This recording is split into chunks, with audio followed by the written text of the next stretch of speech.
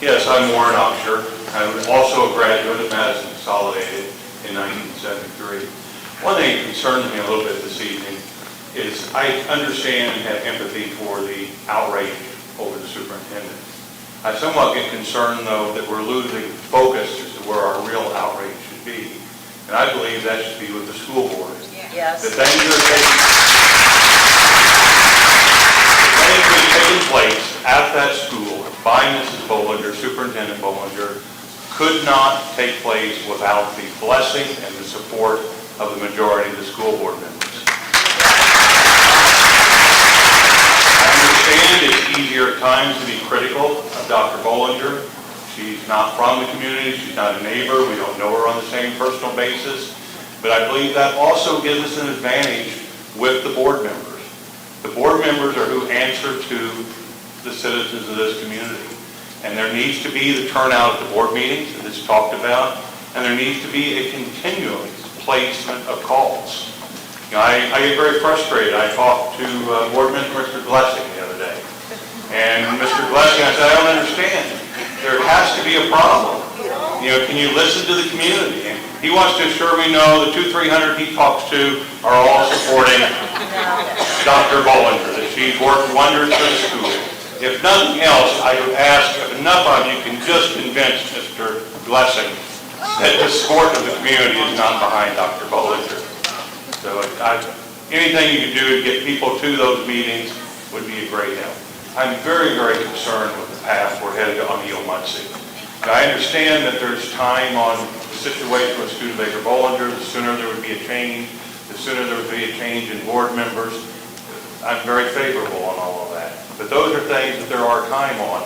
If they don't happen tomorrow, they still can happen a month from now, a year from now, whenever those elections roll around. But this path that we have started down on Muncie, closing and moving to Anderson, very close shortly, the window to do anything about that at all is going to be closing. They're moving forward, hiring architects at this next meeting. I was appalled at the speed and the way, again, once without any board discussion, as to how this came up at the January board meeting. In December, there was a vote, and the vote was no, we're going to leave Muncie open. I asked for the board packets for the January meeting and other meetings last year. When I went through the board packet for the January meeting, in the agenda, there's nothing mentioned Muncie. In the board packets, there's recommendations the superintendent writes up, addresses all the agenda items and the consent agenda items. Again, no mention of Muncie. So I asked, how did Muncie get on the agenda for the January board meeting? Public had no way of knowing it was going to be there, period. None when you looked at it. And so when I check in on it, I find, well, the school sent out an email to the other board members the day of the meeting, about 10:30 in the morning, stating, here is a motion that Mr. Blessing wanted sent to you because he's going to introduce it at tonight's meeting. And that was the first that the board, two of the board members, am I correct, that you knew that was going to be on the agenda for that evening? I didn't know. I was supposed to stare at my phone all day long, and so I didn't know it until I walked in for my meeting. So we have a major decision that is brought up again that evening with no notice to the public at all on it, no discussion. And I asked Mr. Blessing, I said, well, who wrote up the motion? It was very detailed, a lot of legal motions, so on and so forth. He assured me that he wrote it up, that it wasn't someone else, that he put it together.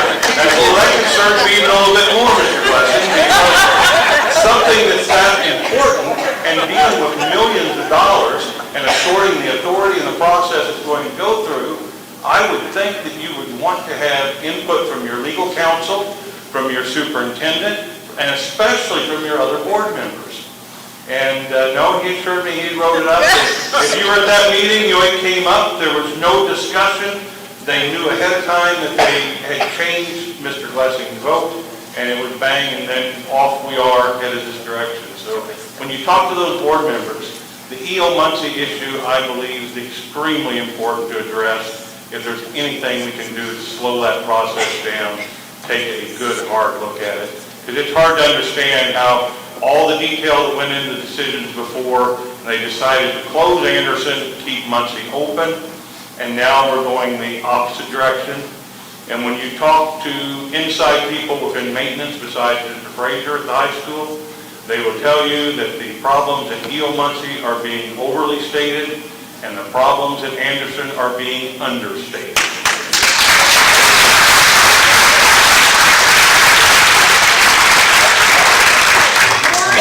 Question. Do you know if Mrs. Bee's husband is in charge of that mess going on over there? Who's that? Mrs. Bee, Bowler, In charge of... is he the one that wants to do this deal? Is he the- No, I have seen no indication. There's been all types of rumors as far as there being a group wanting to buy Muncie, so forth, but have seen Nothing that indicates that's the case. Dr. Bollinger's husband does not have a background of dealing in real estate or so forth.